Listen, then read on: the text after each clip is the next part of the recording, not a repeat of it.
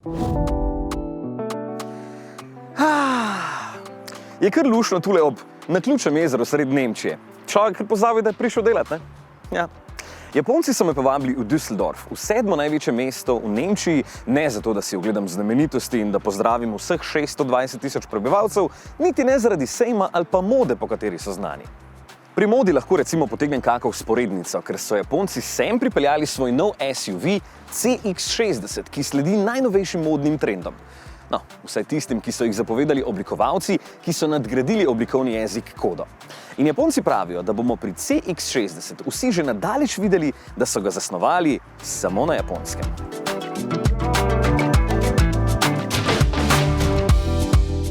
Če ste ravno naročili CX-5, ste lahko pomirjeni, ker CX-60 ga ne bo zamenjal, čeprav gre za srednje velik SUV. CX-60 je pravzaprav prvi od dveh novih SUV-ov, ki jih bomo kmalu videli na naših cestah, izdelan pa je na novi modularni platformi, ki obljublja še boljšo vozno dinamiko. No, brez skrbi, CX-60 je od CX-5 tudi malenkost večji, predvsem pa je bolj premijski. V dolžino meri 4,74 m, širok je skoraj 1,90 m, v višino pa meri več kot naš Anže, 1,68 m.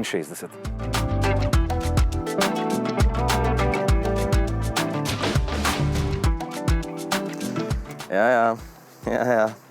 Linije so enostavne in gladke. In še vedno boste takoj rekli, pa to je Mazda. Maska je velika, luči so LED, še posebej pa mi je v oči padel tale LED trak tule, ki podnevi osvetljuje avtomobil, ko zavijete pa se spremeni v smernik. Zanimive so še obrobe koles, ki so pri tem modelu bolj izrazite kot pri ostalih. Mazdini modeli že itak ponujajo premijski občutek v kabini, ta pa še bolj napada premijske križance, ker si lahko omislite javorjev les, pa usnje napa, potem unikatno obdelan japonski tekstil, pa kromirane detajle in posebno umetnost vezave armaturne plošče, ki se imenuje musubu.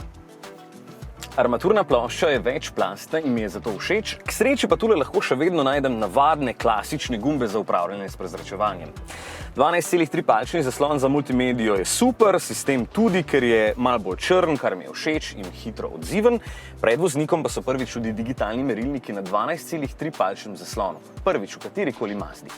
Zdaj recimo, če si ne znate nastaviti optimalno sedeža, vam ga CX-60 nastavi sam na podlagi vaše višine, ki jo vnesete v multimedijski sistem, pa kamere tule spredaj, ki prepozna višino vaših oči.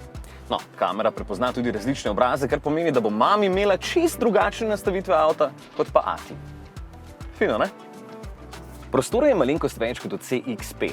Zadnje vrata se res fajn široko odprejo in tudi višji zadaj ne boste imeli kakih posebnih zapletov, zato ker je Meadows je dolgo 2,87 m. A ja, pa prtljažnik sprejme 570 litrov prtljage. Zdaj pa vozit.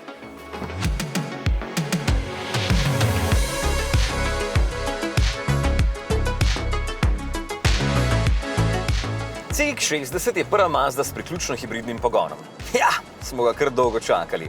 Za premikanje sta zadolžena 2,5-litrski bencinski štirivaljnik z močjo 141 kW, kar je 191 konjev, in elektromotor, ki proizvede 129 kW moči. Zdaj, sistemske moči je za kar 241 kW, kar je 327 konjev, pa 500 Nm navora. Mislim, fajn potegne in zanimivo, tole je Mazdi najbolj zmogljiv cestni avto v zgodovini znamke, si morate misliti. Baterija pogoltne 17,8 kWh elektrike, zato lahko CX-60 po napovedih prevozi do 63 km na štrom, če se vozite do 100 km/h. Jaz sem jih zdaj prevozil že 40, pa še imam nekaj rezerve. Vgrajeni polnilnik polni baterijo 7,2 kW, kar pomeni, da bo polna v dobrih 2,5 ure.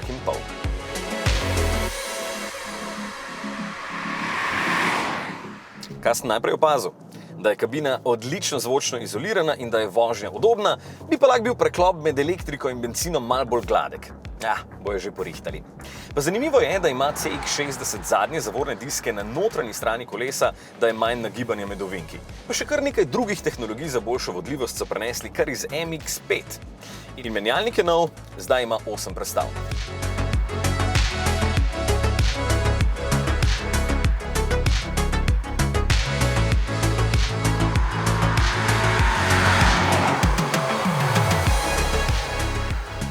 konec leta bo CX-60 dobil še nov 3,3 litrski turbodizelski šestvaljnik z blago hibridno tehnologijo, ki bi lahko porabil samo 4,9 litra dizla na 100 prevoženih kilometrov. Ja, bomo še videli.